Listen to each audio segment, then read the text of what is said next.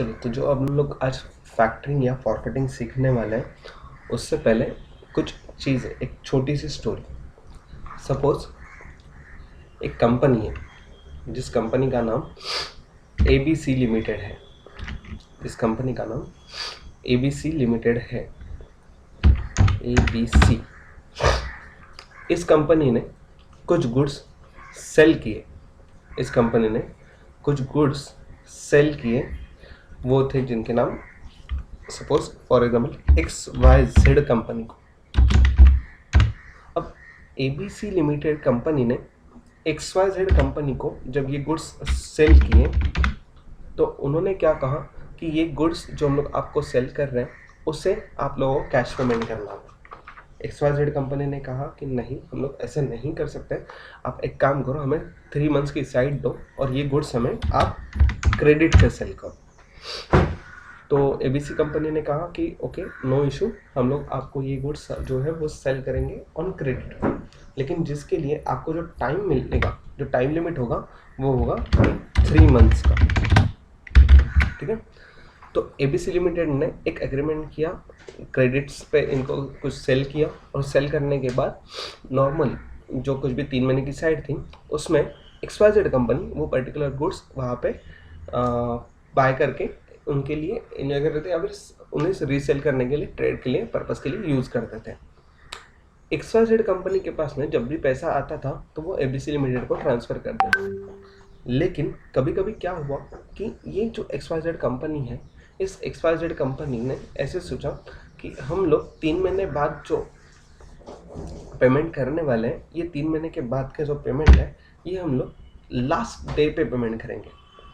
तो last day पे payment करने के लिए XYZ कंपनी के पास में तो 3 महीने की साइड मिल गई, लेकिन ABC कंपनी के लिए जो कैपिटल रिक्वायरमेंट था, या जो सेल करने के बाद आने वाला इनकम था, वो इनकम 3 महीने के लिए ब्लॉक हो गया, वो रिसीव ही नहीं हो पा रहा था। ABC लिमिटेड को बहुत बार ऐसे हुआ कि पैसों की ज़रूरत थी 3 महीने के अंदर, तो उन्होंने हर बार XYZ को सिर्फ इन्फॉर्म किया कि आपको पैसे देने हैं, नहीं देने हैं।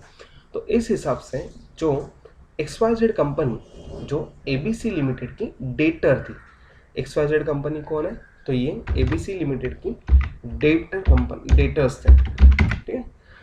तो ये डेटर्स,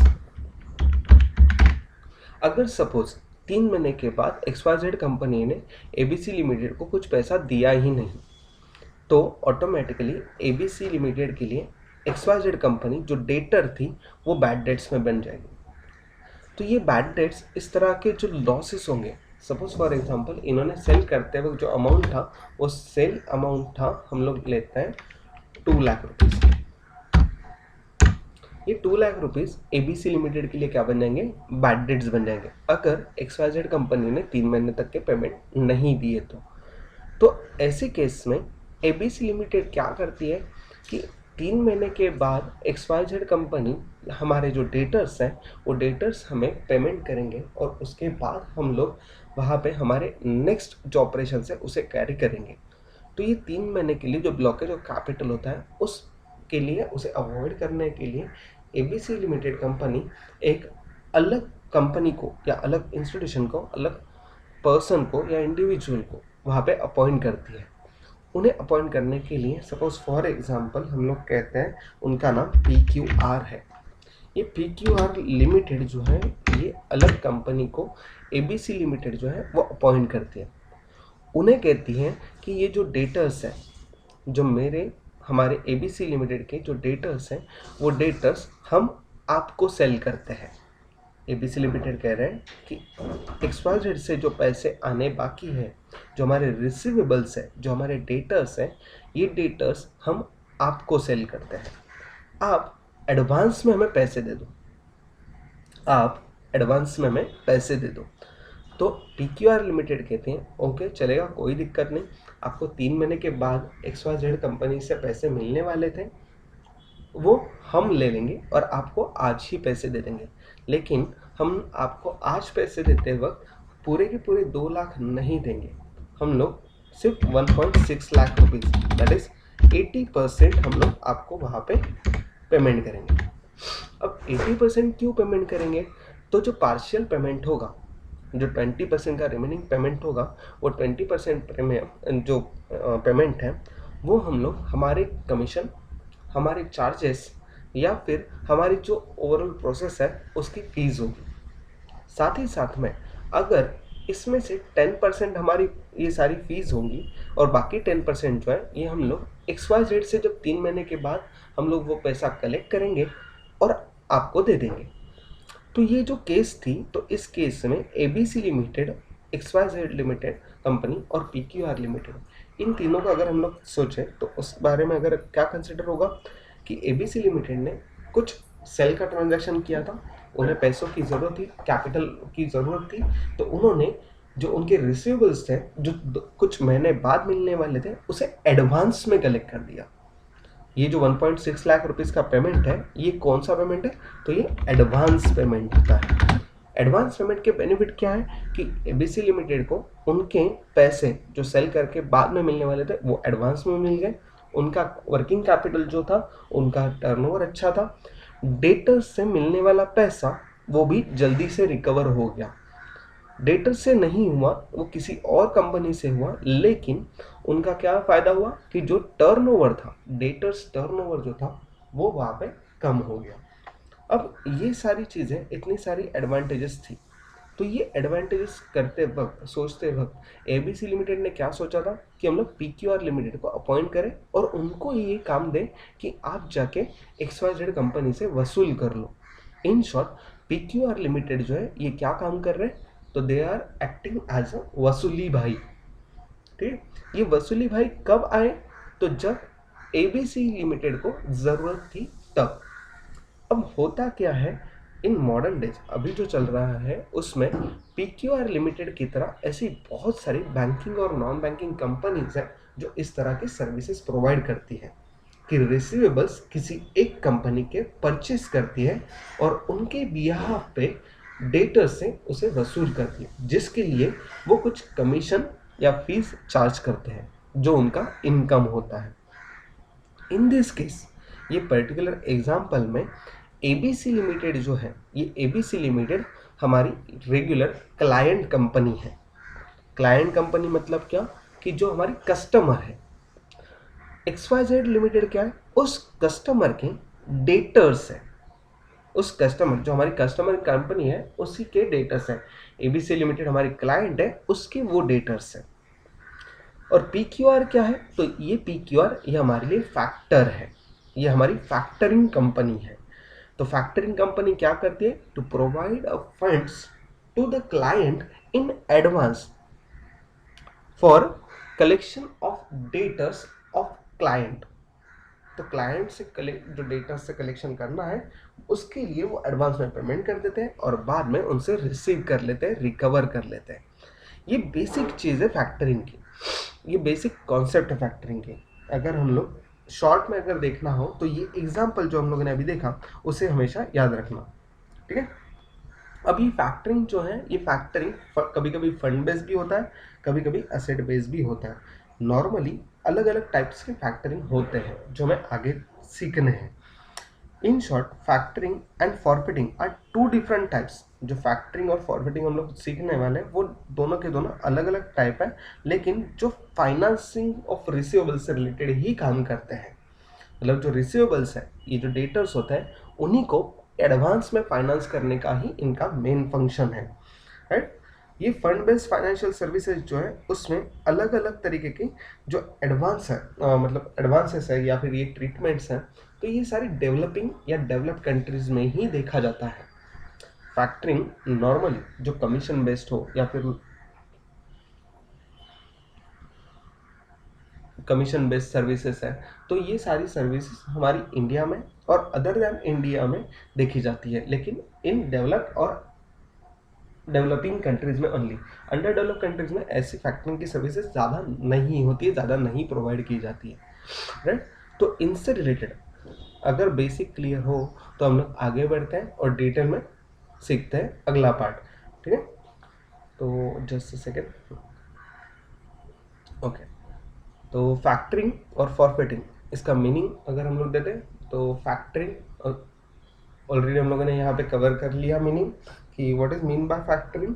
तो factoring is a fund-based financial services which provides the resources to finance receivables as well as the facilities the collection of receivables, that is debtors. It involves the outright sell of a receivables at a discount factor to obtain the funds. जैसे ABC limited ने हमारे debtors factor PQR company को cell किए at a discount. 2 lakh रुपए के जो receivables थे, debtors थे, उन्हें हम लोगों ने 1.6 लाख में सेल कर दिए। 40,000 उनका कमीशन, राइट। फैक्टरिंग के टाइप्स अगर हम लोग देखें, उन्हें डिस्कस करें तो ढेर सारे टाइप्स हैं। उनमें टाइप्स को एक्सप्लेन करने से अच्छा पहले समझ लो रिकोर्स फैक्टरिंग। अब रिकोर्स फैक्टरिंग का मतलब होता है कि जब भी कभी कोई फैक्टर होगा, फैक्टर मतलब PQR की तरह कंपनी, ठीक है, क्लाइंट मतलब ABC लिमिटेड की तरह कंपनी, और डेटर मतलब हमारी XYZ कंपनी, राइट, या फिर XYZ इंडिविजुअल भी हो सकते हैं, या फिर बॉडी कॉर्पोरेट या फिर पार्टनरशिप फर्म भी हो सकती है, राइट। तो रिकोर्स फैक्टरिंग के बारे में अगर हम लोग देखें तो उसका मेन जो एम्फोसिस है उसमें क्या होता है, the factor is entitled to recover from the client the amount paid in advance in case the customer does not pay on the maturity. इसे हम लोग कहते हैं रिकोर्स फैक्टरिंग। रिकोर्स फैक्टरिंग में क्या होता है, the factor has right to recover the amount given to client in advance। जो फैक्टर ने एडवांस में जो पेमेंट दिया होगा हमारे क्लाइंट को, उसे रिकवर करने का राइट होता है, लेकिन कब, if debtors fails to pay it. कब पे करेंगे डेटर्स, तो डेटर्स पे करते हैं हमारे मैच्योरिटी डेट पे। जैसे कि 3 महीने की मैच्योरिटी टर्म थी और 3 महीने के बाद अगर XYZ लिमिटेड ने पेमेंट नहीं किया तो PQR लिमिटेड को राइट था कि वो ABC लिमिटेड को एडवांस में दिए हुए सारे पैसे वापस ले ले विथ एडिशनल चार्ज, ठीक है। तो ये समझ में आया कि रिकोर्स फैक्टरिंग क्या होता है। रिकोर्स में क्या होता है, factor has right to recover the amount given to the client if debtors fails to pay it on maturity, on the date of maturity, ठीक है। तो इसका vice versa non recourse factoring के लिए क्या होगा, तो कंप्लीटली उल्टा, factor does not have any right to recover the amount given to client if debtors fails to pay it on the date of maturity। सिर्फ इतना ही डिफरेंस है हमारे रिकोर्स फैक्टरिंग और नॉन रिकोर्स फैक्टरिंग के लिए, right. Recourse factoring जो है, उस रिकोर्स फैक्टरिंग में जो क्रेडिट रिस्क होती है, क्रेडिट रिस्क मतलब डिफॉल्ट की जो रिस्क होती है, वो डिफॉल्ट रिस्क किसके पास में होती है, तो जो हमारा क्लाइंट होगा उसके पास में होती है। Credit risk is with client, but in non recourse factoring मतलब जहां पे कहीं पर अमाउंट रिकवर नहीं होने वाली है, उस केस में यही क्रेडिट रिस्क किसके पास में होगी, तो हमारे फैक्टर के पास में होगी, फैक्टरिंग कंपनी के पास में होगी, ठीक है। फैक्टर में be an individual also, clear. Next जो हमारी फैक्टरिंग है, तो फैक्टरिंग के लिए रिकोर्स फैक्टरिंग जो है यही हमारी इंडिया में, इन इंडिया हमारी यहाँ पर फॉलो की जाती है। अभी तक नॉन रिकोर्स फैक्टरिंग की जो कॉन्सेप्ट है वो कॉन्सेप्ट इंडिया में नहीं आई है। ये अभी फिलहाल के लिए US या फिर UK इस तरह की कंट्रीज में अभी भी चल रही है, इन US एंड UK, क्योंकि नॉन रिकोर्स फैक्टरिंग में क्रेडिट रिस्क जो होती है वो फैक्टर के पास होती है। अगर फैक्टरिंग कंपनी इस तरह से नॉन रिकोर्स फैसिलिटीज इंडिया में प्रोवाइड करने लगे तो मे बी उनका ह्यूज लॉसेस उन्हें बेयर करना पड़ सकता है। ठीक है, तो नेक्स्ट ये दोनों रिकोर्स और नॉन रिकोर्स फैक्टरिंग, जिसमें अगेन फिर से एक बार एक्सप्लेन करता हूँ।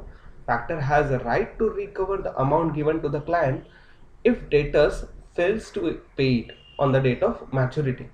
Credit risk is with client. In India, it is done with recourse nature, and in US, UK, non-recourse factoring are considered. Then factor does not have any right to recover the amount given to the client in case of non-recourse factoring, and credit risk is with the factor in that case. Okay, तो recourse factoring और non recourse factoring के बाद next point आता है हमारा advance factoring. अब advance और maturity ये दोनों भी इसी तरह से जो रिकोर्स और नॉन रिकोर्स फैक्टरिंग्स हैं उन्हीं की तरह एडवांस और मैच्योरिटी फैक्टरिंग दोनों भी हैं। अब एडवांस फैक्टरिंग में होता क्या है, जो लिमिट होती है तो उसमें एक प्री स्पेसिफाइड पोर्शन जो होता है, अगर सपोज जैसे हम लोगों ने देखा था कि ओवरऑल 2 लाख के डेटर्स थे, उन डेटर्स को एबीसी लिमिटेड ने सेल किया 1.6 लाख को, वो भी पीक्यूआर फैक्टर को। 1.6 लाख के जो डेटर्स की फैक्टर्ड अमाउंट थी वो सारी की सारी एडवांस में पेमेंट करना मतलब होता है कि एडवांस फैक्टरिंग। एडवांस फैक्टरिंग का मेन इंपॉर्टेंट पॉइंट क्या है, to pays the pre specified portion payment of pre specified portion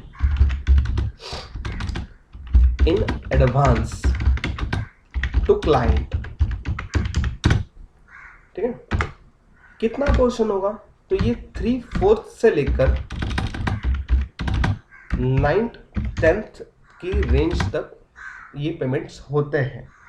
ठीक है, तो रिसीवेबल्स जो होते हैं उन रिसीवेबल्स के इस प्रोपोर्शन के बेसिस पे एडवांस पेमेंट होता है, और पार्शियल जो रिमेनिंग पेमेंट होगा वो रिमेनिंग पेमेंट आफ्टर मैच्योरिटी या फिर at the date of on the date of maturity payment होता है।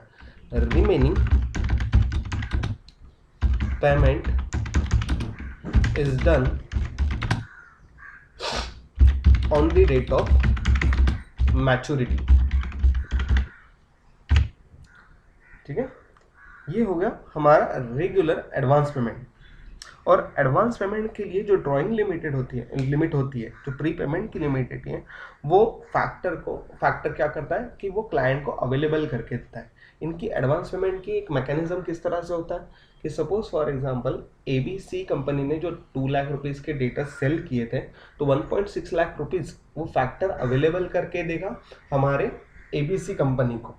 लेकिन अवेलेबल करते वक्त उनको जो विड्रॉल लिमिट है वो विड्रॉल लिमिट इस प्रपोर्शन में अवेलेबल करके देता है। सैंक्शन कंप्लीट 1.6 लाख हो जाता है, लेकिन उसका 3/4 या 9/10 जो होगा उतना ही सिर्फ प्राइमरीली वो विड्रॉ कर सकते हैं, ऐसे वो क्लॉज रखते हैं।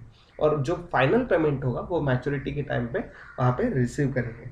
और ये सेम अगर हम लोग कलेक्शन जो है वो कलेक्शन के बारे में, यहाँ पर एडवांस में जब पेमेंट होता है तो यहाँ पर फैक्टर उनके डेटर्स से कलेक्ट नहीं करता है कोई भी अमाउंट। डेटर्स से कलेक्ट करने की अमाउंट वो मैच्योरिटी डेट पे कलेक्ट करता है इन एडवांस फैक्टरिंग। ठीक है, अगर मैच्योरिटी फैक्टरिंग के लिए बारे में कहें तो मैच्योरिटी फैक्टरिंग के लिए ये कंप्लीट स्टेटमेंट जो है ये वाइस से वर्सा हो जाता है। एंटायर अमाउंट ऑफ रिसीवेबल्स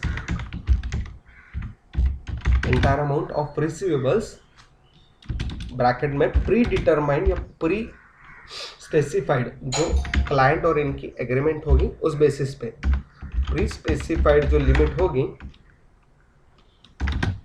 उस प्री स्पेसिफाइड लिमिट को कब पेमेंट करेंगे फैक्टर, तो इज पेड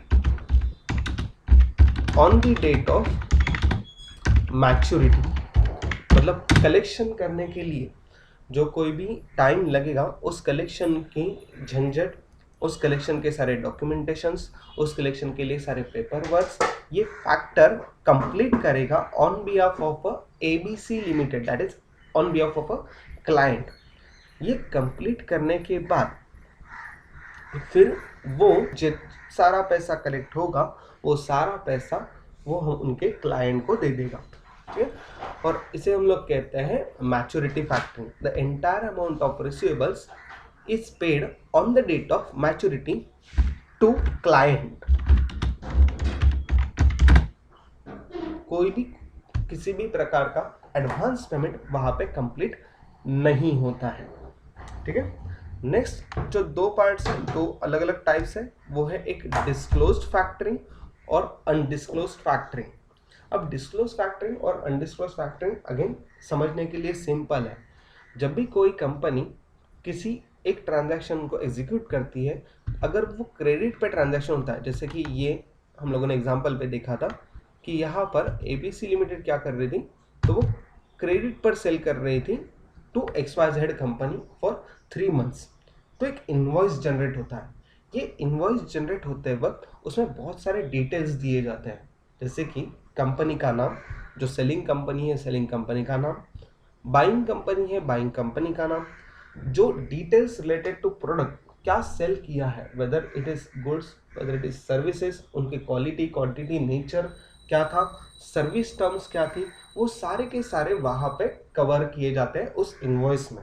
साथ ही साथ में जो मैच्योरिटी का पीरियड होता है, जो पेमेंट का पीरियड होता है, साइड होती है, वो भी वहाँ पर दी जाती है, including the amount of products and service rendered और सोल्ड। इसके साथ साथ अगर उस पर्टिकुलर इनवॉइस पे जो सेलिंग कंपनी है उसने किसी फैक्टर को अपॉइंट किया होगा वो पर्टिकुलर डेटास रिकवर करने के लिए, और उन्होंने उन फैक्टर का नाम उस इनवॉइस पे मेंशन किया होगा, तो उसे हम लोग कहते हैं डिस्क्लोज्ड फैक्टरिंग। अगर इनवॉइस पे, सेल्स इनवॉइस पे अगर फैक्टरिंग कंपनी का या फैक्टरिंग ऑर्गेनाइजेशन का नाम और डिटेल्स वहां पे मेंशन किए होंगे, तो उसे हम लोग कहते हैं डिस्क्लोज फैक्टरिंग। वही अगर डिस्क्लोज नहीं किया होगा, वहां पे मेंशन नहीं होगा कुछ भी, और सारे फैक्टरिंग के जो काम होंगे वो फैक्टरिंग के काम in the name of selling company ही चलते होंगे, तो उसे हम लोग कहते हैं अनडिस्क्लोज फैक्टरिंग। सिंपल डिफरेंस कि डिस्क्लोज फैक्टरिंग में इनवॉइस पे फैक्टर का नाम मेंशन होता है, फैक्टर के डिटेल्स मेंशन होता है, वही अनडिस्क्लोज फैक्टरिंग में उस तरह के कोई भी डिटेल्स मेंशन नहीं होता है। अगेन अगर हम लोग यहाँ पर लिखें तो डिस्क्लोज फैक्टरिंग में डिस्क्लोज फैक्टरिंग में क्या होगा, तो हमारे जो फैक्टर्स होंगे उन फैक्टर्स से related details of factors are mentioned on invoice, on sales invoice, and in undisclosed factoring all the details of factors are not mentioned on the sales invoice, ठीक है। डिस्क्लोज फैक्टरिंग अनडिस्क्लोज फैक्टरिंग, अगर disclose factoring होगा तो all work, all collection work is done by factor। Same यही collection work जो होता है वो अनडिस्क्लोज फैक्टरिंग में भी फैक्टर ही करता है, but on behalf of the client. In short, client name is used for collection कहीं पर भी रिकवरी के लिए जो भी कोई भी काम होते हैं वो सारे के सारे काम यहाँ पर क्लाइंट कंपनी के नाम पे ही किए जाते हैं इन केस ऑफ अनडिस्क्लोज फैक्टरिंग। ठीक है, नेक्स्ट जो दो पार्ट्स हैं वो भी इजी हैं, जैसे कि डिस्क्लोज्ड फैक्टरिंग और क्रॉस बॉर्डर फैक्टरिंग। अब डिस्क्लोज फैक्टरिंग और क्रॉस बॉर्डर फैक्टरिंग इन दोनों को समझने के लिए अगेन एक छोटा सा एग्जांपल, एबीसी कंपनी जो हम लोगों ने अभी सीखा था ना, उसी को। एबीसी कंपनी XYZ कंपनी जो बायर है वो PQR लिमिटेड जो फैक्टर है एबीसी, इसे हम लोग थोड़ा और नीचे क्लासिफाई करके रख देते हैं इनके लिए। इनका नाम लगते हैं हम लोग सेलिंग कंपनी या फिर क्लाइंट। ठीक है, ये हमारी सेलिंग कंपनी या फिर क्लाइंट है।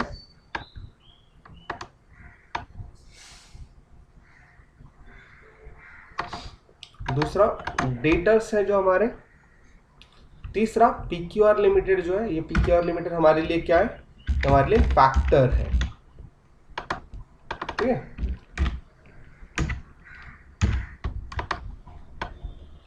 दीज आर फैक्टर्स, ये क्लाइंट और ये हमारे हैं डेटर्स।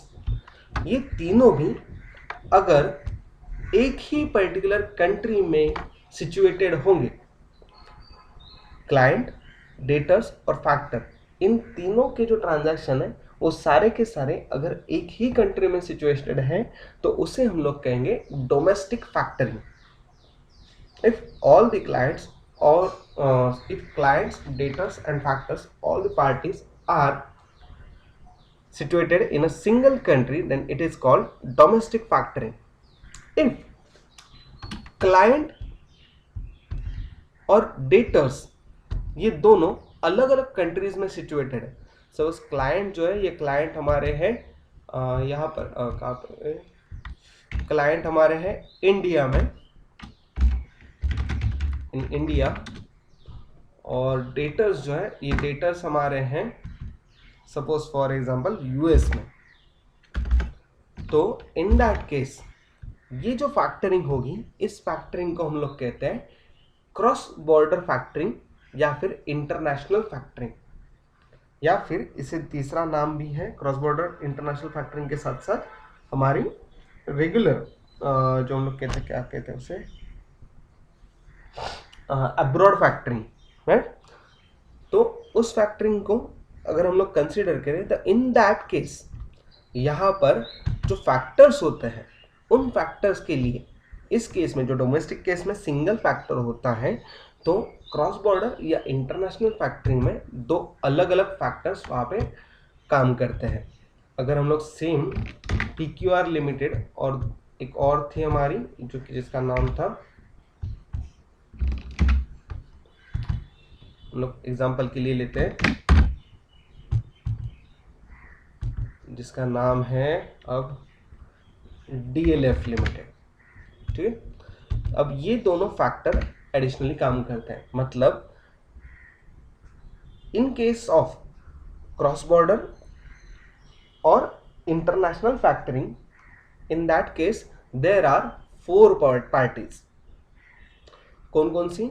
एक ABC जो कि हमारी क्लाइंट कंपनी है, दूसरी डेटर्स, तीसरे 2 फैक्टर्स होते हैं। इन 2 फैक्टर्स में एक होता है एक्सपोर्ट फैक्टर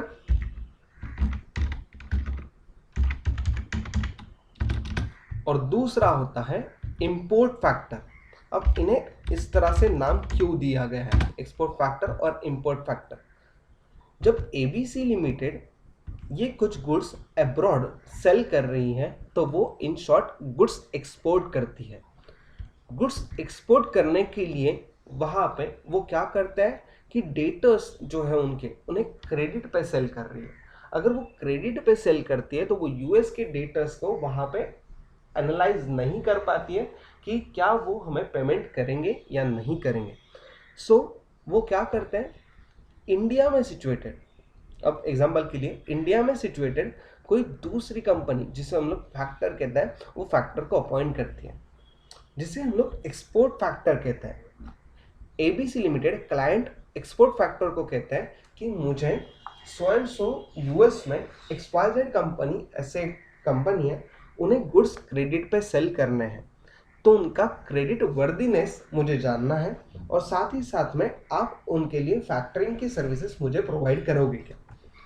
पीक्यूआर लिमिटेड कहते हैं ओके विल ट्राई, और पीक्यूआर लिमिटेड यूएस में सिचुएटेड एक डीएलएफ कंपनी को कांटेक्ट करते हैं जो कि वहां की एक फैक्टरिंग कंपनी है। पीक्यूआर लिमिटेड सारे डिटेल्स जो ट्रांजैक्शन के होते हैं वो डिटेल ट्रांजैक्शंस के डीएलएफ को फॉरवर्ड करते हैं। डीएलएफ कंपनी XYZ कंपनी जो है यूएस में, उनकी क्रेडिट वर्दीनेस एनालिसिस करते हैं, सोचते हैं कि अगर ये पर्टिकुलर ट्रांजैक्शन एग्जीक्यूट करने के बाद हम लोग अगर फैक्टरिंग सर्विसेज इनको प्रोवाइड कर सकते हैं या नहीं, इन शॉर्ट XYZ कंपनी से अमाउंट रिकवर कर सकते हैं या नहीं। If it is yes, then import factor export factor को इन्फॉर्म करता है कि यस XYZ कंपनी के क्रेडिट वर्दीनेस अच्छे हैं, आप इनके साथ क्रेडिट ट्रांजैक्शन में एंटर कर सकते हैं। एक्सपोर्ट फैक्टर ABC हम जो उनके क्लाइंट हैं उन्हें वो इंफॉर्मेशन प्रोवाइड करते हैं, ट्रांजैक्शन एग्जीक्यूट होता है। ट्रांजैक्शन एग्जीक्यूट होने के बाद एक्सपोर्ट फैक्टर इनवॉइस के साथ कुछ अमाउंट एडिशनली, जब इनवॉइस रिसीव होता है तो pre decided amount, pre specified amount ABC limited को वहां पे दे देती है। अब ABC लिमिटेड को इस तरह के पेमेंट देने के बाद एक्चुअल में ABC लिमिटेड की लायबिलिटी खत्म। क्यों? क्योंकि उनको जो डेटर्स मिलने थे, जो बैड डेट्स बन सकते थे, वो अब उनके पास पैसे आ चुके हैं, तो वो डेट अब बैड डेट्स नहीं रहेंगे। पीक्यूआर लिमिटेड क्या करते हैं? पीक्यूआर लिमिटेड उन पैसे को रिकवर करने के लिए इंपोर्ट फैक्टर्स को इन्फॉर्म करते हैं। ये आगे का काम XYZ कंपनी से वहां से रिकवरी करते हैं। रिकवरी होने के बाद डीएलएफ कंपनी अपना खुद का कमीशन, जो इंपोर्ट फैक्टर है उनका खुद का कमीशन लेकर जो रिमेनिंग बैलेंस अमाउंट होता है वो बैलेंस अमाउंट पीक्यूआर को ट्रांसफर कर देते हैं। इन शॉर्ट एक्सपोर्ट फैक्टर जो होता है वो एक्सपोर्ट फैक्टर जो डिस्काउंट पे परचेस किए हुए बिल्स होते हैं, रिसीवेबल्स होते हैं, उन्हें इंपोर्ट फैक्टर के थ्रू अब्रॉड में रिकवर कर लेता है, right. In that case, all this case में हम लोग कहते हैं इसे इंटरनेशनल या क्रॉस बॉर्डर फैक्टरिंग। यहाँ पर डिफरेंस क्या है बाकी सारे फैक्टरिंग के टाइप से, कि यहाँ पर दो अलग अलग फैक्टर्स काम करते हैं। एक इंपोर्ट फैक्टर होता है और दूसरा एक्सपोर्ट फैक्टर होता है। और इंपोर्ट फैक्टर और एक्सपोर्ट फैक्टर इन केस में जब कभी भी इंटरनेशनल फैक्टरिंग में इस तरह के अगर कोई ट्रांजैक्शन होते हैं तो वो सारे के सारे ट्रांजैक्शन जो होते हैं वो नॉन रिकोर्स ट्रांजैक्शंस होते हैं। नॉन रिकोर्स ट्रांजैक्शंस मतलब क्या, कि एक बार अगर ABC लिमिटेड ने, जो हमारा क्लाइंट है, उसने उनके रिसीवेबल्स PQR लिमिटेड में, POQ लिमिटेड को अगर सेल कर दिए, तो सेल करने के बाद वहाँ पे क्या होता है कि उनकी जो लायबिलिटी होती है वो खत्म हो जाती है और क्रेडिट रिस्क जो होती है वो ट्रांसफर हो जाती है एक्सपोर्ट फैक्टर के पास। अगर ये डेटर्स रिकवर नहीं हो पाए तो इनको वो रिसीवेबल का लॉस प्लस इंपोर्ट फैक्टर्स का कमीशन, ये वहां पे पे करना जरूरी होता है। ठीक है, तो ये सारी लायबिलिटीज, ये डोमेस्टिक फैक्टरिंग और इंटरनेशनल फैक्टरिंग से रिलेटेड था। और ये इंटरनेशनल फैक्टरिंग जो होता है इसी को हम लोग जनरली फॉरफेटिंग कहते हैं। ये फॉरफेटिंग आगे चल के हम लोग सीखने ही वाले हैं, लेकिन ये डोमेस्टिक और क्रॉस बॉर्डर फैक्टरिंग ये दोनों क्लियर हो गए, आई होप सो। आगे चलते हैं नेक्स्ट टाइप पे, जो कि होता है फुल फैक्टरिंग। अब फुल फैक्टरिंग मतलब होता क्या है? जनरली उसी का नाम ही कहता है कि क्या क्या काम, किस किस तरीके से काम, सारे के सारे जो कोई भी फैक्टरिंग सर्विसेज प्रोवाइड होती है उन सभी सर्विसेज को ये एक पर्टिकुलर फैक्टर प्रोवाइड करता है, तो उसे हम लोग कहते हैं फुल फैक्टरिंग। ऐसी कौन कौन सी सर्विसेज होंगी? तो एंटायर सर्विसेज कौन कौन सी? तो सबसे पहले अगर हम लोग कहते हैं कि कलेक्शन ऑफ डेटर्स या फिर कलेक्शन फ्रॉम डेटर्स, देन दूसरी सर्विस होती है जिसे हम लोग कहते हैं कि क्रेडिट प्रोटेक्शन, अब क्रेडिट प्रोटेक्शन मतलब क्या, तो नॉन रिकोर्स फैक्टरिंग, जिसमें क्रेडिट रिस्क जो है वो भी फैक्टर खुद ही बेयर करता है। ठीक है, नेक्स्ट इसके साथ साथ और कौन सी सर्विस प्रोवाइड हो सकती है, तो मेंटेनिंग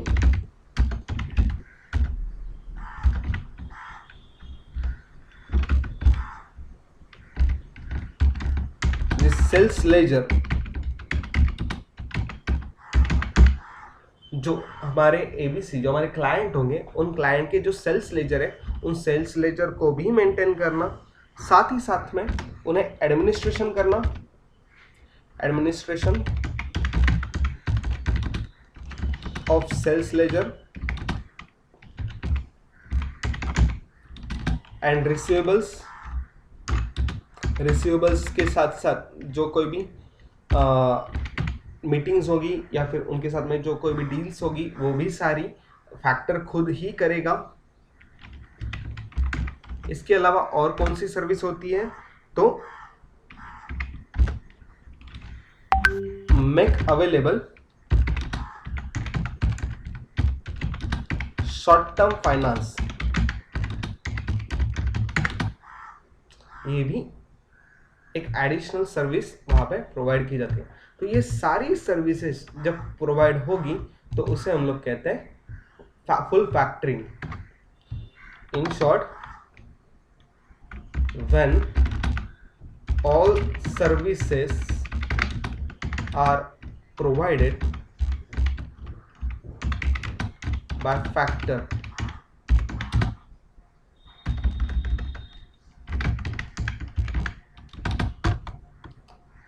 और सर्विसेज कौन कौन सी हैं, तो ये सारी collection from debtors, then credit protection, then उसके बाद में मेंटेनिंग द सेल्स लेजर, इसके अलावा administration of sales ledger and receivables, और make available the short term finance. ये सारी सर्विसेज अगर कोई फैक्टर प्रोवाइड करता है तो उसे हम लोग कहते हैं फुल फैक्टरिंग। ठीक है, ये हो गए हमारे टाइप्स के बाद में नेक्स्ट आते हैं parties to factoring. Parties to factoring में आने वाले सारे फैक्टर्स, जिसमें हम लोगों ने पहले ही एग्जाम्पल में ये सारे फैक्टर देख लिए हैं कि selling as company, that is client factor. ये फैक्टर अगर इंटरनेशनल या क्रॉस बॉर्डर फैक्टरिंग होगा तो उसे हम लोग एक्सपोर्ट फैक्टर और इंपोर्ट फैक्टर कहते हैं। डेटर्स के लिए अगर हम लोग कहें तो दूसरा इसे हम लोग कह सकते हैं एडिशनली नाम कि बायर। ठीक है, तो ये हमारे बायर होते हैं। तो बायर, सेलर और फैक्टर, ये तीन पार्टीज यहाँ पर होती हैं हमारी फैक्टरिंग के केस में। फंक्शंस ऑफ फैक्टर, अब ये फंक्शंस ऑफ फैक्टर हम लोगों को देखना है, जिसमें से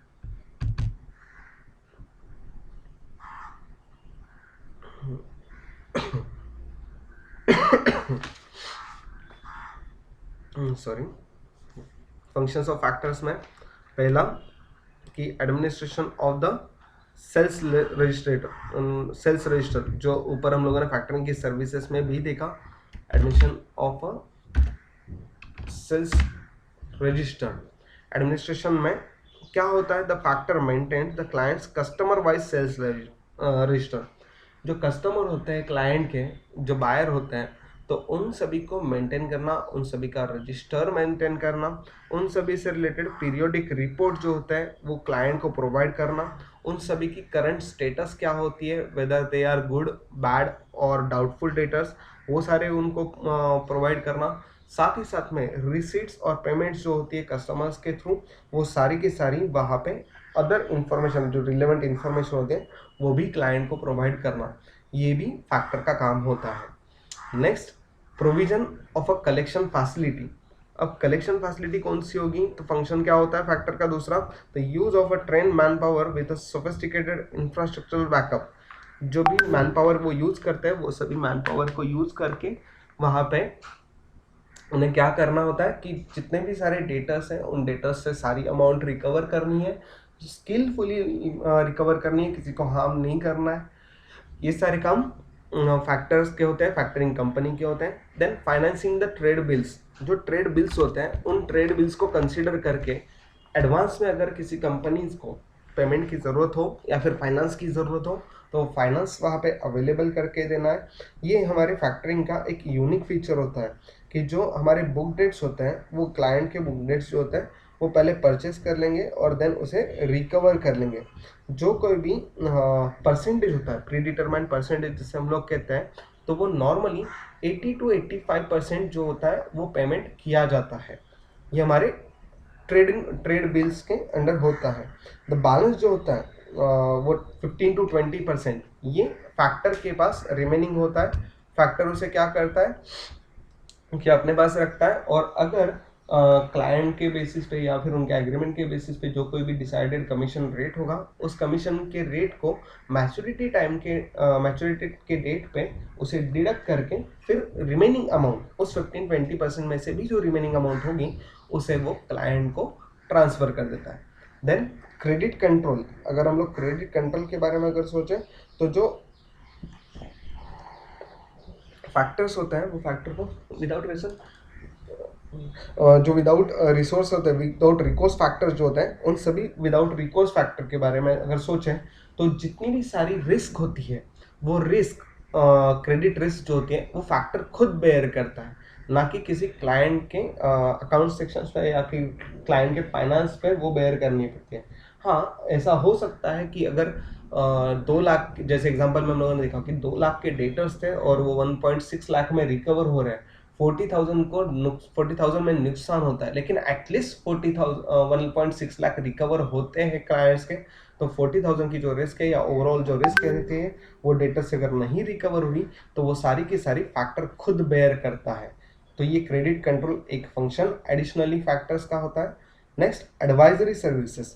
एडवाइजरी सर्विसेज मतलब क्या होती है? कस्टमर से रिलेटेड जो परसेप्शंस होते हैं वो सारे परसेप्शन कि कस्टमर्स की जो नीड है, कस्टमर की जो डिमांड है, कस्टमर्स की जो टेस्ट एंड प्रेफरेंसेस है, हैबिट्स है, उन सभी से रिलेटेड, ट्रेंड से रिलेटेड वो सारी information with proper survey, with proper documentation, with proper report वो क्लाइंट को प्रोवाइड करते हैं। उसके उन्हें एडवाइस करते हैं कि किस तरह के प्रोडक्ट में आपको स्पेसिफिकेशंस में चेंज करने हैं या फिर किस तरह से आपकी जो सेल है वो सेल्स या ग्रोथ बढ़ती जा सकती है, किस रीजन में आपको अगर जहाँ से रिकवरी नहीं होती या रिकवरी होने के लिए लेट होता है, डिले होता है, तो उस रीजन में आपको सेल नहीं करना है। इस तरह की अलग अलग एडवाइजरी सर्विसेज वहाँ पे फैक्टर प्रोवाइड करता है। और साथ ही साथ में जो प्रोसीजर्स होती है, जैसे कि इन्वॉइसिंग हो, डिलीवरी हो, then dealing with the sales returns हो, वो सभी से रिलेटेड ऑडिट जो होता है वो भी सर्विसेज, ऑडिट करने का काम भी यहाँ पर फैक्टर प्रोवाइड करते हैं। तो ये सारे फंक्शंस हैं जो कि हमारे फैक्टर्स से रिलेटेड हैं। इसके अलावा अगर हम लोग एडवांटेजेस और डिसएडवांटेजेस को देखें तो सिर्फ पॉइंट्स हैं जिसे हम लोगों को आगे जल्दी ही कवर करना है। जैसे कि फॉर एग्जांपल एडवांटेजेस में आने वाले इतने सारे पॉइंट्स। सबसे पहला, immediate cash inflow. Immediate cash inflow क्यों होगा? क्योंकि जब हम लोग सेल्स करते हैं, जैसे कि एबीसी कंपनी ने सेल कर दिया 2 लाख रुपीज़ का, वो 3 महीने बाद मिलने वाला था। फैक्टर को अपॉइंट कर दो, फैक्टर आने वाले 1 या 2 दिन में हम लोगों को वो सारे के सारे अमाउंट विद डिस्काउंटेड रेट हम लोगों को इमीडिएटली अवेलेबल करके देगी। जो बिजनेस का कैश इनफ्लो है, बिजनेस के जो डेटर्स कलेक्शन पीरियड है, बिजनेस का जो डेटर्स टर्नओवर है वो भी अच्छा रहेगा। वर्किंग कैपिटल फाइनेंस जो है वो भी अवेलेबल रहेगा। ब्लॉकेज ऑफ फंड्स जो होंगे वो कम होंगे। नेक्स्ट एडवांटेजेस में अगर हम लोग देखें तो focus on a business operation and a growth. जो मैनेजर्स होते हैं, जो मैनेजिंग बॉडीज होती है, अगर वो मैनेजिंग बॉडीज अगर डेटा से पैसे रिकवर करने के पीछे भागेंगे तो ऑब्वियसली जो बिजनेस से related day to day operations है या फिर ग्रोथ से रिलेटेड जो कोई भी स्ट्रैटेजीज है उन फॉर्मुलेशंस में उनका थोड़ा सा ध्यान भटक सकता है। तो उस पर कॉन्सेंट्रेट करने के लिए ये सारे वसूली वाले काम हम ना करें और किसी एक अलग कंपनी को अपॉइंट करें, इसलिए वो फैक्टर वहाँ पे अपॉइंट करते हैं और जो कि बेनिफिशियल भी होता है। Next, evasion of bad debts. अगर जिस तरह से हम लोगों ने टाइप्स में देखा था कि नॉन रिकोर्स फैक्टरिंग होगी तो उसमें सभी की सभी क्रेडिट रिस्क जो होती है वो फैक्टर्स को ट्रांसफर हो जाती है। तो ऑटोमेटिकली जितने भी सारे डेटर्स होते हैं वो सारे के सारे डेटर्स गुड डेटर्स कहलाते हैं। उसमें से कोई बैड डेट्स नहीं होता है। कहीं पर हमारे लॉसेस होने के चांसेस जो होते हैं वो कम हो जाते हैं। Quicker arrangement of a finance. Exactly जब हम लोगों ने फंक्शंस देखे थे फैक्टर के, तो वहाँ पे फाइनेंस अवेलेबल करके देना यही एक फंक्शन था। अगर फैक्टरिंग इस तरह की सर्विसेज प्रोवाइड करते हैं तो इमीडिएट अगर हमारे कैश रिक्वायरमेंट होगी, कैश या फिर फंड्स रिक्वायरमेंट होगी, तो जो हमारे डेटर्स होता है, जो हमें बाद में जाके हम लोगों को रिकवर करने वाले होते हैं, उन डेटर्स को एडवांस में रिसीव कर लेना, तो ऑटोमेटिकली हमारी फाइनेंस की अरेंजमेंट अच्छे से करना या फिर जल्दी से जल्दी हो सकता है। याद देखिए, डेटर्स जो होते हैं वो डेटर्स हम लोग करंट असेट्स में लिखते हैं। क्यों करंट असेट्स में लिखते हैं? तो उन्हें रिकवर करना आसान नहीं होता। ऐसे हो सकता है कि हमारे 10 अलग अलग क्लाइंट डेटर्स हो, 10 अलग अलग कस्टमर्स हो, उनके सभी से एक दिन में ही परचेस करना उनसे सभी से एक दिन में सारे अमाउंट रिकवर करना पॉसिबल नहीं होता है। लेकिन अगर हम लोग इस तरह के फैक्टर्स अपॉइंट करते हैं तो हमें इजीली वो सारे डेटर्स से आने वाले पैसे जो है वो इमीडिएट रिसीव हो सकते हैं। नेक्स्ट, जो नो रिक्वायरमेंट ऑफ कोलैटरल, सबसे मेन इंपॉर्टेंट एडवांटेज होता है कि फाइनेंस भी प्रोवाइड हो रहा है, एडवांस में पेमेंट हो रहा है, और साथ ही साथ में जिसके लिए हमें कोई भी सिक्योरिटीज नहीं रखनी है, कुछ भी मॉर्गेज नहीं रखना है, कुछ भी कोलैटरल नहीं रखना है। तो ये सारी की सारी जो सिक्योरिटीज या फिर झंझट होती हैं, without any securities, without any charge, we can have our finance in advance, right. Next, sale not a loan. हम लोग क्या करते हैं, हम लोग कहीं से भी कोई भी कुछ भी किसी भी प्रकार का लोन नहीं लेते हैं।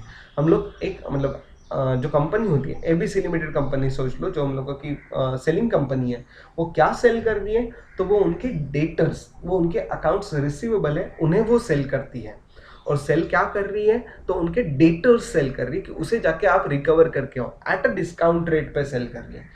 तो वहाँ पे वो लोन नहीं लेते। जो कोई भी डिस्काउंट रेट का जो चार्ज है, वो चार्जेस वो वहाँ पे फैक्टरिंग चार्ज, फैक्टरिंग कमीशन या फैक्टरिंग फीस, इस तरह के अलग अलग हेडिंग में प्रॉफिट एंड लॉस अकाउंट में उसे शो कर सकती है। नेक्स्ट, कस्टमर एनालिसिस, जैसे कि फैक्टर्स जो होते हैं वो सारे के सारे हमें एडिशनली सर्विसेज प्रोवाइड करते हैं, जिससे रिलेटेड कस्टमर से रिलेटेड जो अवेयरनेस है, जिन कस्टमर से रिलेटेड जो सर्वेज है, वो सारे के सारे कस्टमर से रिलेटेड एनालिसिस है, वो सारी सर्विसेज प्रोवाइड करते हैं।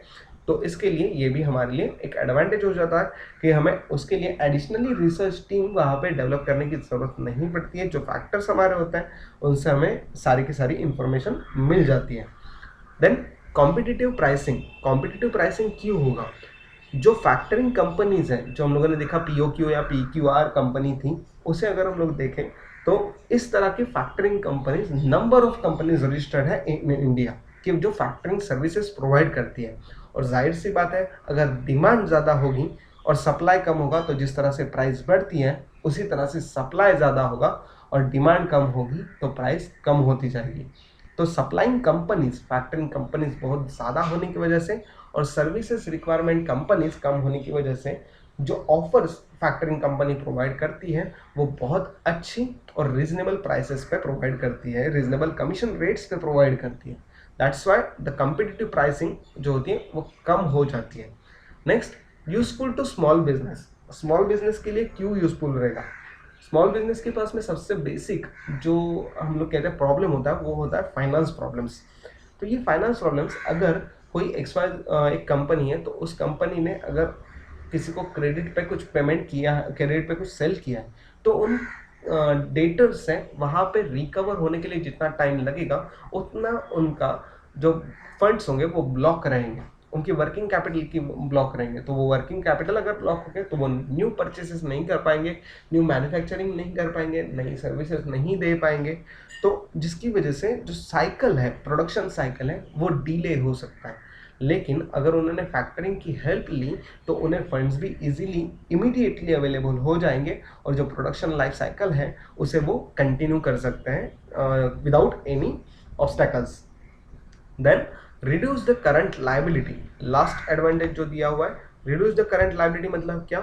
कि नॉर्मली जब हमारे फैक्टर्स होते हैं तो वो फैक्टर क्या करते हैं, तो हमारे जो डेटर्स होते हैं उन डेटर्स को परचेस करते हैं। डेटर्स के पास से आने वाले जो पैसे आते होते हैं उन पैसों से हम लोग क्या करते हैं, वर्किंग कैपिटल में मिलने वाले पैसों से क्या करते हैं, जो हमारी क्रेडिटर्स हैं उन क्रेडिटर्स को हम लोग उन्हें पेमेंट करते हैं, जो हमारे सप्लायर्स हैं उन्हें हम लोग पेमेंट करते हैं। तो ऑटोमेटिकली जितनी जल्दी डेटर्स रिकवर होंगे उतनी जल्दी क्रेडिटर्स को पेमेंट किया जाएगा। तो ऑटोमेटिकली क्रेडिटर्स की जो कंपनी की जो करंट लायबिलिटी है वो भी कम होनी चाहिए। तो डेटर्स रिकवर करने के लिए फैक्टर्स अपॉइंट करो, फैक्टर से एडवांस में पैसे ले लो, सप्लायर को एडवांस में पैसे दे दो। सप्लायर को अगर अच्छे खासे टाइम टू टाइम पैसे मिले तो वो आगे भी हम लोगों को क्रेडिट जो होता है वो सैंक्शन करके देगा, और मे भी पॉसिबिलिटी होती है कि ज़्यादा माल भी प्रोवाइड कर सके, जिसकी वजह से हम लोगों को इमीडिएट वहाँ पे फंडिंग्स और प्रोडक्शन के लिए रॉ मटेरियल दोनों भी अवेलेबल होते रहता है। ये हो गए एडवांटेजेस। देन नेक्स्ट पॉइंट है जो कि रिलेटेड टू है डिसएडवांटेजेस। सिंपल है डिसएडवांटेजेस, जैसे कि सबसे पहले आता है एक्सपेंसिव है। फैक्टरिंग जो होती है वो जो रेट्स हैं उनके वो 2% से लेकर 20% तक की चार्ज तक, कभी कभी 30% के भी चार्ज तक वहाँ पर रेट्स वैरी होते हैं। और वैरी होने के लिए अगर हम लोग सोचें तो वहाँ पर कैलकुलेशन के पार्ट पे अगर देखें तो जो डेटर्स होते हैं तो डेटर्स वहाँ पे उनकी क्वालिटी के हिसाब से वो कमीशन के रेट फैक्टर्स उन्हें चार्ज करते हैं कंपनीज को, क्लाइंट्स को। जैसे कि अगर कोई गुड डेटर्स होंगे तो उनके लिए कमीशन का रेट होगा 5%। अगर कोई बहुत रेयर डेटर्स ऐसे होते हैं कि जो टाइम टू टाइम पेमेंट नहीं करते हैं, जिनको कलेक्ट करने के लिए बहुत सारा मैन पावर और बहुत सारी हमारी जो सिस्टम है उससे हम लोगों को कैरी करना पड़ता है, वर्कआउट करना पड़ता है, उनके पीछे भागना पड़ता है। तो ऐसे केसेस में कभी कभी कमीशन अप टू 30% तक की रेंज तक चला जाता है। तो in that case it is quite expensive. Then next disadvantages है जो possible harm to the customer relationship. अब कस्टमर रिलेशनशिप के लिए हार्मफुल कैसे होगा कि अगर सपोज ये जो हमारे एग्जाम्पल थे, एग्जाम्पल में एबीसी कंपनी और XYZ कंपनी, इन दोनों के कस्टमर और सेलर कंपनी, इन दोनों के रिलेशन अच्छे थे।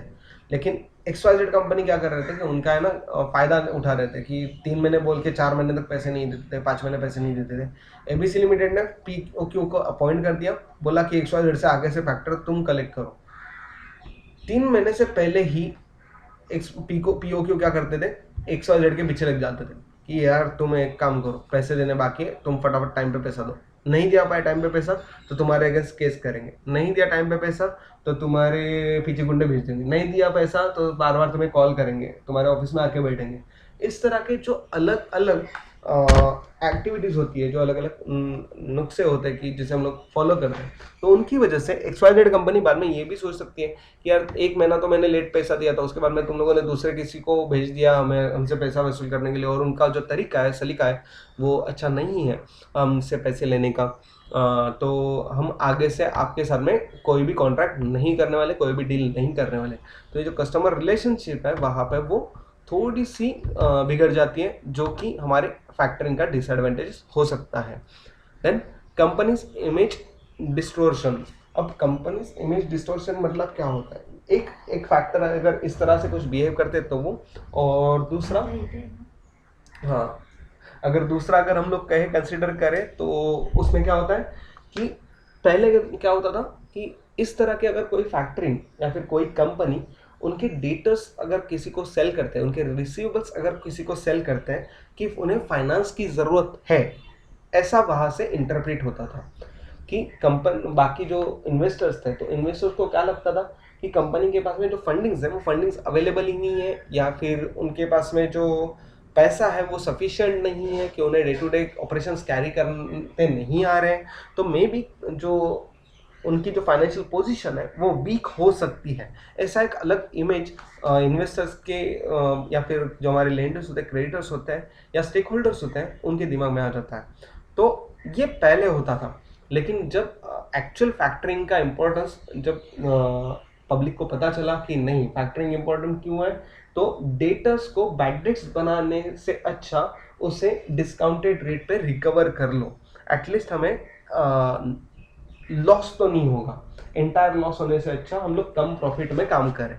तो अभी फिलहाल के लिए इन इंडिया ये बहुत सारा ट्रेंड है कि मेजोरिटी जो कंपनीज हैं, बिग कंपनीज हैं, इवन स्मॉल कंपनीज ऑल्सो, वो सारे के सारे जो रिसीवेबल्स होती है उन्हें फैक्टरिंग कर, उनके लिए फैक्टरिंग करती है। सर्विसेज जो होती है फैक्टरिंग सर्विसेज वो खुद वहाँ से रिसीव करती है, फाइनेंस अवेलेबल करवा के लेती है, and which is a good practice actually. Then next है एनहांस द एडमिनिस्ट्रेटिव बर्डन। अब एडमिनिस्ट्रेटिव बर्डन मतलब कहाँ से होगा? सबसे पहले अगर हम लोग देखें तो जब भी सेलर होता है तो सेलर के पास में जो पैसा होता है तो वो पैसा जो है वो जल्दी चाहिए। तो जब भी वो शेड्यूल्स होते हैं, अकाउंट्स रिसीवेबल होते हैं, देन जो कॉपीज होती है रिसीवेबल्स के लिए, इन्वॉइसेस की वगैरह, तो वो जल्दी से जल्दी फैक्टर को प्रोवाइड करना ज़रूरी होता है। तब जाके फैक्टर इजीली वहाँ से पैसे कलेक्ट कर सके, और अगर सारे डॉक्यूमेंटेशंस क्लियर होंगे तो ही हमें एडवांस में अमाउंट जो होती है डेटर्स की वो मिल सकती है। अदरवाइज वो डॉक्यूमेंटेशन, प्रॉपर डॉक्यूमेंटेशन नहीं होने की वजह से नहीं मिलेंगे। तो जो एडमिनिस्ट्रेशन होता है, जो अकाउंट सेक्शन हो या फिर ऑफिस सेक्शन होता है, तो उन्हें वो सारे डॉक्यूमेंटेशन जो होता है वो इमीडिएटली कवर करके या रिकवर करके प्रिपेयर करके फैक्टर्स को प्रोवाइड करने पड़ते हैं। Then service to reputed company only. Generally factorings क्या करती है, मतलब डिसएडवांटेजेस क्या है इनका, कि जो रेप्यूटेड कंपनी है, जिनका गुडविल अच्छा है, उनके कस्टमर्स भी अच्छे होते हैं, जनरली उनके पैसे कोई डुबोता नहीं है। तो इस तरह के जो डेटर्स होते हैं, उन डेटर्स को वहाँ पे अपॉइंट करने के बाद या फिर उनको साथ ट्रांजैक्शन करने के बाद जो कोई भी फैक्टर अपॉइंट होते हैं, तो वो फैक्टरिंग सर्विस ऐसी कंपनी को देते हैं जिनके डेटर्स अच्छे हैं।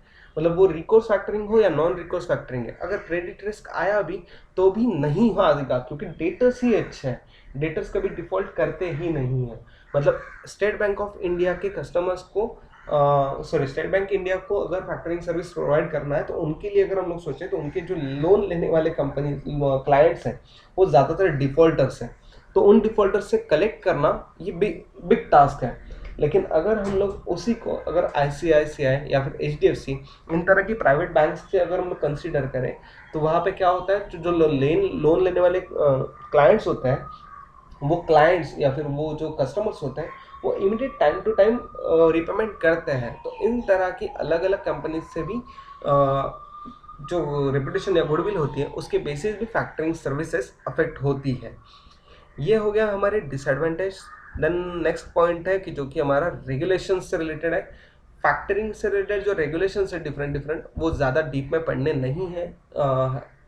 अगर हम लोग सोचे तो कौन कौन से एक्ट है, तो ये 3 अलग अलग एक्ट्स और रूल्स है कि जिससे गवर्न होता है फैक्टरिंग। पहला, factoring regulation act 2011, then registration of assignment of receivable rules 2012, और RBI का एक NBFC जो फैक्टर का काम करते हैं उनसे रिलेटेड डायरेक्शंस है 2012 के। ये इन सभी में कुछ गाइडिंग नोट्स दिए हुए हैं, कुछ रूल्स दिए हुए हैं, कुछ नॉर्म्स दिए हैं, वो सारे यहाँ पर फैक्टरिंग को गवर्न करते हैं। ऐसे कौन कौन से नॉर्म्स होंगे या फिर क्या क्या है, तो नॉर्मली अगर हम लोग देखते हैं तो उसमें registration of factors, assignments of receivable, registration of assignments, then offences या फिर पेनल्टीज होती है, मिसलेनियस जो कॉन्सेप्ट्स होती है वो, या फिर ओन फंड से रिलेटेड प्रिंसिपल बिजनेस क्या होता है, कंडक्ट ऑफ बिजनेसेस क्या होंगे, या फिर असेट क्लासिफिकेशंस क्या क्या कौन कौन से तरीके से होती है, रिस्क मैनेजमेंट क्या होगी, उसके साथ साथ इंपोर्ट और एक्सपोर्ट फैक्टरिंग जो है उससे रिलेटेड क्या क्या रेगुलेशंस है, वो सारे के सारे इन अलग अलग तीनों एक्ट्स के या रूल्स के अंडर गवर्न दिए हुए हैं, जिसके हिसाब से फैक्टरिंग की पूरी कॉन्सेप्ट यहाँ पर कंप्लीट होती है। देन फॉरफिटिंग। अगर फैक्टरिंग और फॉरफिटिंग इन दोनों में अगर बेसिक और मेजर डिफरेंस अगर हम लोगों को सोचना है, तो फॉरफिटिंग ये फैक्टरिंग का एक पार्ट है। जो हम लोगों ने क्रॉस बॉर्डर फैक्टरिंग देखा था, उसी तरह से फॉरफिटिंग होता है। क्रॉस बॉर्डर फैक्टरिंग और फॉरफिटिंग लगभग सेम है, राइट। क्रॉस बॉर्डर जैसे कि फैक्टरिंग और फॉरफिटिंग, इन दोनों के डिफरेंस जब हम लोग देखेंगे अभी, तो उसमें और ज़्यादा क्लियर होगा। और मैं नेक्स्ट लेक्चर के लिए, कल का जो लेक्चर रहेगा, उस लेक्चर में आपको वो इमेज भी दिखाऊंगा कि फैक्टरिंग और फॉरफिटिंग के लिए डिफरेंसेस, जो मेजर डिफरेंसेस है वो क्या क्या है, कौन कौन से हैं। तो फॉरफिटिंग का मीनिंग अगर समझना है तो सबसे पहले ये समझ लो कि जिस तरह से फैक्टरिंग डोमेस्टिक और इंटरनेशनल हो सकती है, उसी तरह से फॉरफिटिंग सिर्फ इंटरनेशनल होता है, राइट। जिसमें फैक्टर्स जो होता है वो फैक्टर इंपोर्ट फैक्टर और एक्सपोर्ट फैक्टर इन दोनों के बेसिस पे काम करते हैं, और साथ में उन्हें डॉक्यूमेंटेशन जो होता है उन मेजर डॉक्यूमेंट्स की ज़रूरत भी होती है।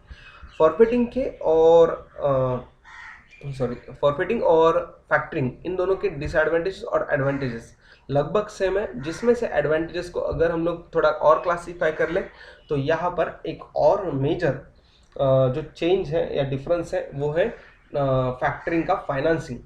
जो एक्सपोर्टर होता है, हम लोगों ने एग्जाम्पल में भी देखा जिस तरह से एबीसी लिमिटेड ये एक्सपोर्टर है, पीओक्यू एक्सपोर्ट फैक्टर है, XYZ कंपनी बायर या डेटर्स है, और डीएलएफ ये इंपोर्ट फैक्टर है। तो एक्सपोर्टर जो होता है, इस एक्सपोर्टर को जो फैक्टर कंपनी होती है ये 100% फाइनेंस अवेलेबल करके देती है। तो ये 100% फाइनेंसिंग अवेलेबल होता है किसी किसी केस में, इसलिए एक एडवांटेज है। इम्प्रूव्ड कैश फ्लो जो हमारे इसी तरह के एडवांटेजेस हैं, improved cash flow. Then risk reduction, जो कोई रिस्क होती है वो कंप्लीटली फॉरफिटिंग में रिकोर्स फैक्टरिंग वहाँ पे नॉन रिकोर्स फैक्टरिंग ही होता है, जहाँ पर क्लाइंट पे कोई भी बर्डन नहीं होता है। Once he sold his receivable to the factor, then it is responsibility of the factor to collect those receivables. ठीक है। Then reduction in bad debts, again same evasion of bad debts की तरह। Then tool to expand sale, जो sales होता है उन sales को हम लोग ज़्यादातर एक्सपांड कर सकते हैं। फॉरफिटिंग क्यों? क्योंकि डोमेस्टिकली हम लोगों को जो प्रोडक्ट सेल करना है, अगर हम लोग वो एक्सपोर्ट भी करते हैं तो हमारा जो सेल एरिया, जो हमारा मार्केट एरिया है, वो हम लोग और ज़्यादा स्प्रेड कर सकते हैं। तो अगर अच्छे खासे फैक्टर्स मिले, अच्छे खासे इंपोर्ट और एक्सपोर्ट फैक्टर मिले, तो हम लोग अब्रॉड में आने वाले जो अननोन क्लाइंट्स हैं उनके साथ भी अच्छे से डील कर सकते हैं। प्रोटेक्टिव टूल के बारे में अगर हम लोग सोचें तो उनका कहना ऐसा होता है कि नॉर्मली जो फॉरफिटिंग होती है, वो फॉरफिटिंग वहाँ पे जो इंश्योरेंस होती है, इंश्योरेंस जो होता है वो इंश्योरेंस भी वहाँ पे निकाल के रखते हैं। फॉरफिटिंग कंपनीज जो होती है वो इंश्योरेंस निकाल के रखती है कि अगर रिसीवेबल्स से पैसा नहीं कलेक्ट हुआ तो वो हम लोग इंश्योरेंस कंपनी से वहाँ पे रिकवर कर सकते हैं, जिसके लिए वो ह्यूज प्रीमियम भी पे करते हैं। Then reduce the administrative cost. Administrative cost कौन सी होती है? तो जो फॉरफिटिंग होती है, तो उन फॉरफिटिंग को नॉर्मली अगर कोई इंडिविजुअल बायर या सेलर कंपनी या मैन्युफैक्चरिंग कंपनी हो, वो खुद जाकर जो रिसीवेबल्स हैं उन रिसीवेबल्स को अगर मैनेज करे, उनसे रिकवर करे, उनसे अमाउंट रिकवर करे, या फिर उनके साथ कॉन्टैक्ट रखे, सेल्स रजिस्टर मेंटेन करे या एडमिनिस्ट्रेशन मेंटेन करे, तो वो सारे काम करने के लिए कंपनी को जो एडिशनल एडमिनिस्ट्रेटिव वर्क होता है, एडमिनिस्ट्रेटिव कॉस्ट होती है, वो बेयर करनी पड़ती है।